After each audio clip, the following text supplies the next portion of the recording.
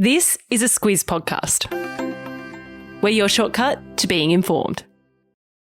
Squiz Kids! It's your daily news fix. Fun, free, fresh. Hello and welcome to Squiz Kids Today, your fresh take on what's happening in the world around you. I'm Amanda Bauer. It's Thursday, August 11. In Squiz Kids Today, Serena Williams hangs up her racket, China's robotaxis, the battle over Frankenstein's monster, and a quick run across Ireland. That's what's making news, kid style. The lowdown. Sports fans all over the world were scrambling yesterday to buy tickets to the US Open after Serena Williams, one of the best tennis players the world has ever known, announced that it would be her last competition before she retired. Serena won her first Grand Slam in 1999 when she was just 17. Grand Slam, of course, is a phrase that refers to either the US, Australian or French Open, as well as Wimbledon. 23 years after that first win, Serena has 23 Grand Slam singles titles under her belt, 14 Grand Slam doubles titles, 4 Olympic gold medals. Oh, and she's also totally changed the way the game is played. Serena's signature tennis style is powerful. You would never want to be hit by a ball that she served. But she's also fast on the court and mentally tough. If you watch some of her finest moments in tennis, and of course I've put a link in your episode notes, all you'll think is, how did she do that? My personal favourite is when she stretched out so far to reach a ball and hit a winning shot that she landed in the splits. Incredible. Now that she's 40 years old, Serena has said that she wants to focus on being a mum. She has a 2-year-old daughter and wants another baby. She'll also spend more time on her businesses. But first, the US Open, which starts on August 29. She says she's not confident she can win, but she's going for it. If she gets just one more Grand Slam singles title, she'll have equalled the women's record. If there's anyone tough enough to do it, it's Serena.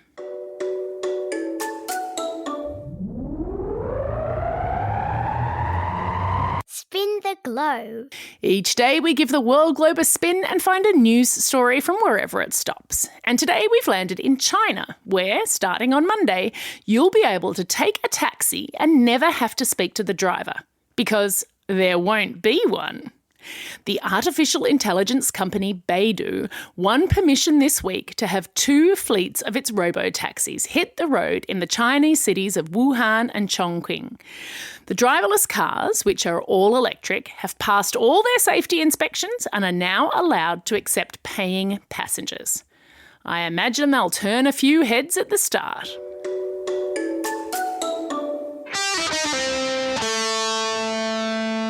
Pop Culture Corner. You've heard of Frankenstein, right? Long before the Hotel Transylvania movies, Frankenstein was a book written by a teenager named Mary Shelley, then a series of horror movies, all about a scientist named Dr. Frankenstein who created a monster. And if you're thinking about now, hold on Amanda, you've got that wrong, the monster's name is Frankenstein, well, lots of people do make that mistake. But the monster, who wants badly to be accepted by other people, never gets given a name. I'm sure you can put on your interpreting literature hats to figure out why that might be. But I digress. After the first movies were made in the 1930s, a wooden prop made to look like the monster and wearing clothes worn by the actor in the films was donated by the movie studio to a museum in Los Angeles. I'll put a picture in your episode notes. That museum in turn loaned it to another one where it was reported to have been destroyed in 1967. So imagine the LA Museum's surprise when it showed up recently at the Victoria and Albert Museum in London. The V&A, as it's known, says it bought the mannequin at an auction and has every right to keep it. The LA Museum wants it back. The battle over Frankenstein's monster begins.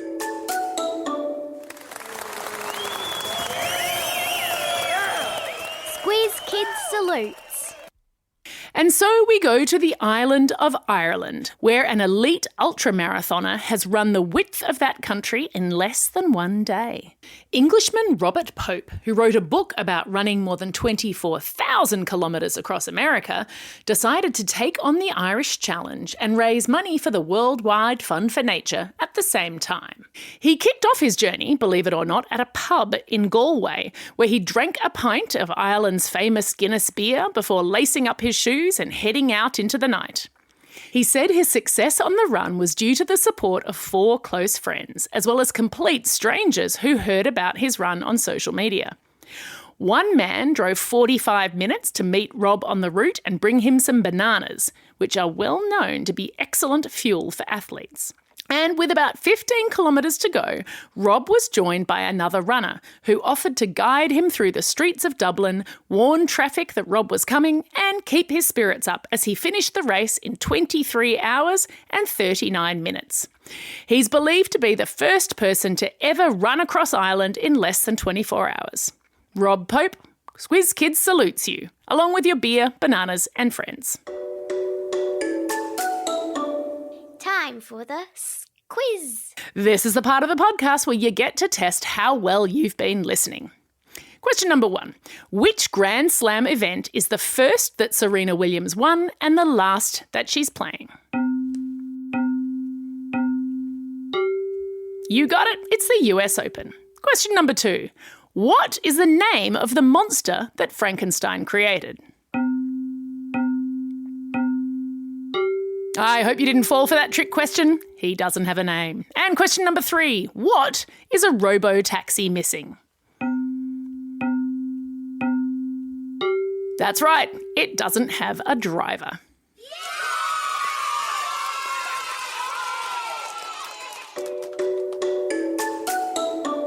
Shout outs.